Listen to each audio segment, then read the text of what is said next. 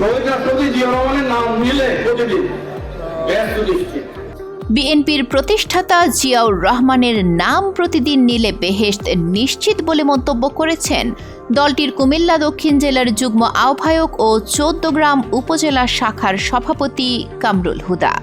গত বুধবার দুপুরে চৌদ্দগ্রাম উপজেলা কেন্দ্রীয় ঈদগাহ মাঠে ছাত্রদলের প্রতিষ্ঠা বার্ষিকীর অনুষ্ঠানে এমন মন্তব্য করেন তিনি।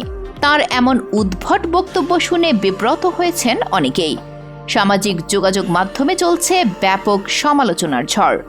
পরবর্তীতে এই বিষয়টি তার কাছে জানতে চাওয়া হলে পাল্টা প্রশ্ন ছুঁড়ে দিয়ে তিনি বলেন, জিয়াউর রহমান মক্কায় হাজিদের সুবিধার্থে বেশ কিছু নিম গাছ লাগিয়েছিলেন।